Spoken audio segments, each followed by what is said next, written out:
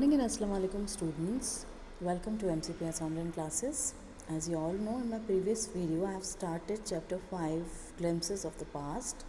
In that video I have completed first and second part of this chapter, and today we are going to start third part, British rule 1765 to 1836.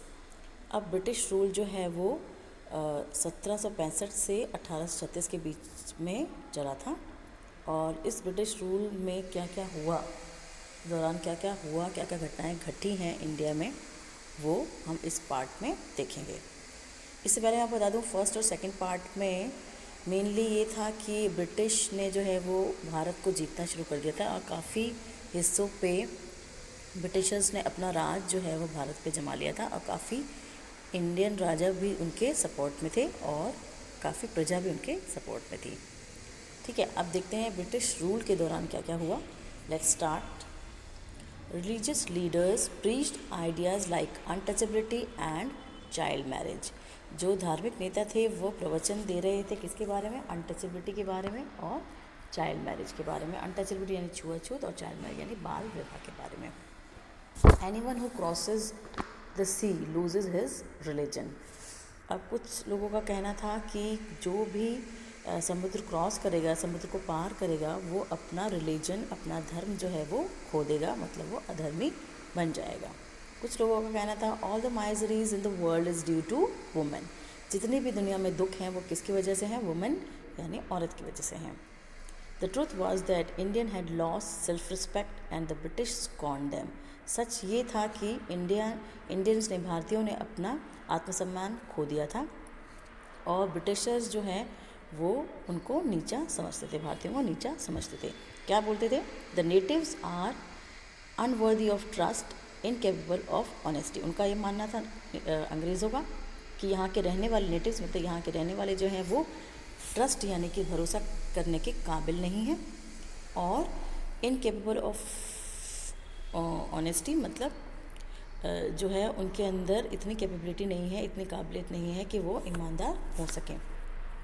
True your honour but I am honest. जो ये व्यक्ति पीछे हाथ जोड़े कर रहा है, ये कह रहा है कि आप सही कह रहे हैं अंग्रेज़ों को, सही कह रहे हैं, लेकिन मैं ऐसा नहीं हूँ, मैं कैसा हूँ? ऑनेस्ट हूँ। मतलब ये अपने आप को अंग्रेज़ों के प्रति ऑनेस्ट यानी ईमानदार बता रहा है। Being merchant the British wanted quick profits, their heavy taxes forced farmers to abandon their field. अब व्यापारी होने के नाते ब्रिटिश चाहते थे कि उनको जल्दी जल्दी मुनाफे हों, जिनकी वजह से उन्होंने हैवी टैक्सेस जो हैं वो फार्मर्स पे, किसानों पर लगाए थे। तो हैवी टैक्सेस के वजह से फार्मर्स को अपनी फील्ड जो हैं, अपने खेतों को अबैंडन मतलब त्यागना पड़ा था। But your man are taking all my crop. अब एक किसान जो अंग्रेज से कहता हुआ नज़र आया इस पिक्चर में कि आपके जो आदमी हैं वो मेरे सारा क्रॉप यानी मेरा सारी फसल जो है वो लेके जा रहे हैं। You are still in arrears.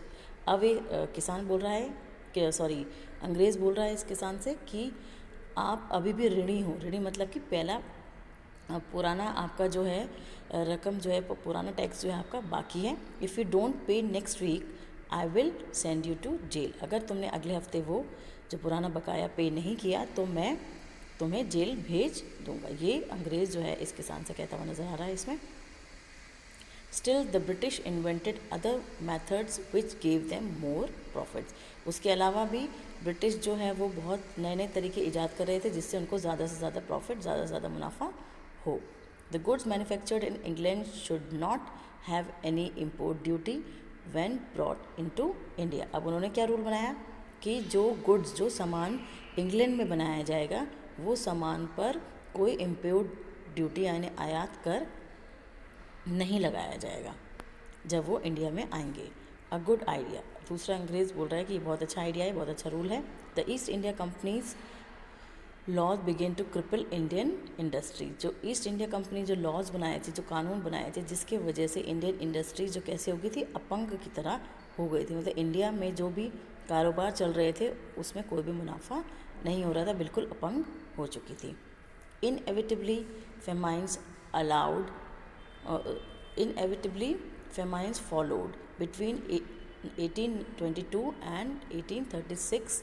15 lakh Indians died of starvation.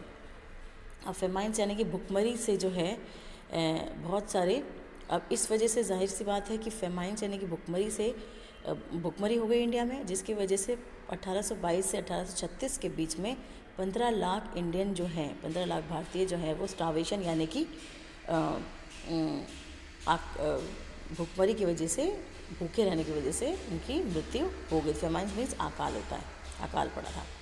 The British policies ruined the expert artisans and their business. और ब्रिटिश की जो पॉलिसीज़, ब्रिटिशर्स ने पॉलिसीज़ बनाई थी, उन पॉलिसीज़ की वजह से जो भी हमारे आर्टिस्ट थे, जो भी कारीगर लोग थे, उनका जो बिज़नेस था वो सारा जो है इन पॉलिसीज़ की वजह से रूइन यानी बर्बाद हो चुका था। अब let's move on to fourth part, Ram Mohan Roy. ये जो पार्ट है पूरा राम मोहन रॉय के बारे में है, जिनका जो पीरियड कब से कब तक चला था, 1772 से 1833 तक राजा राम मोहन राय का जो है वो पीरियड है, और उसके बारे में इस पार्ट में बताया गया है। Ram Mohan Roy, a learned man from Bengal, understood what was wrong with the industry.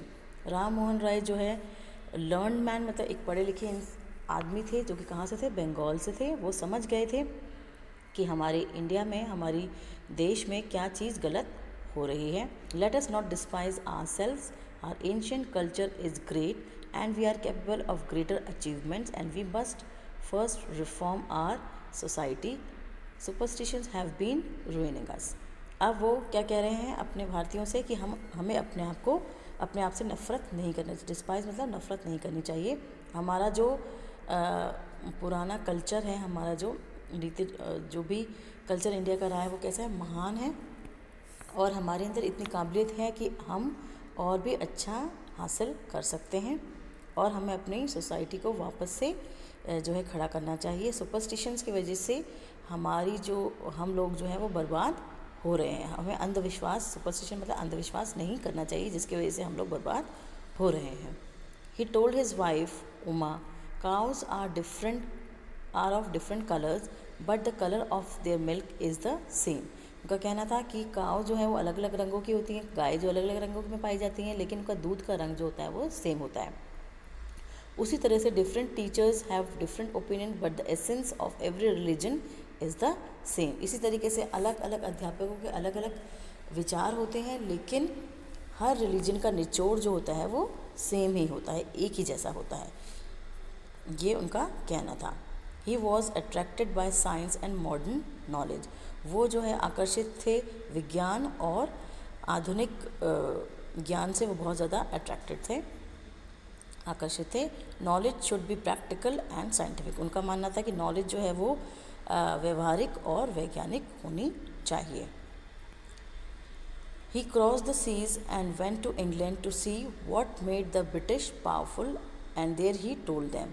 फिर वो समुद्र पार करके कहाँ गए, इंग्लैंड गए, और वहाँ उन्होंने देखा कि ब्रिटिशर्स को पावरफुल यानी कि बहुत ज़्यादा पावर वाला बनाने वाली चीज़ ऐसी क्या है, और वहाँ उन्होंने उन लोगों को बताया, we accept you as rulers, हमने आपको रूलर्स के तौर पे एक्सेप्ट कर लिया है, and you must accept us as subjects, और आपको भी हमें अपनी प्रजा के तौर पे एक्सेप्ट कर लेना चाहिए। But you must remember the responsibility a ruler ओज टू हिज सब्जेक्ट्स। लेकिन आपको एक चीज़ ध्यान में रखनी चाहिए, एक चीज़ हमेशा याद रखनी चाहिए कि एक रूलर की अपनी प्रजा के प्रति क्या रिस्पॉन्सिबिलिटीज़ होती हैं, ये आपको हमेशा याद रखना चाहिए। He started newspaper but the suspicious British stopped them in 1823।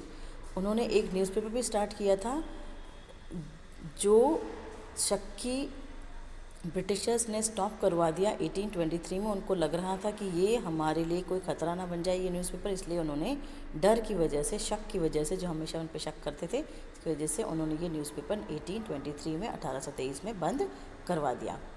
So students, that's all for today's video. We have completed 3rd and 4th part in this video. Read 3rd and 4th part at home carefully. Okay, thank you. Have a nice day.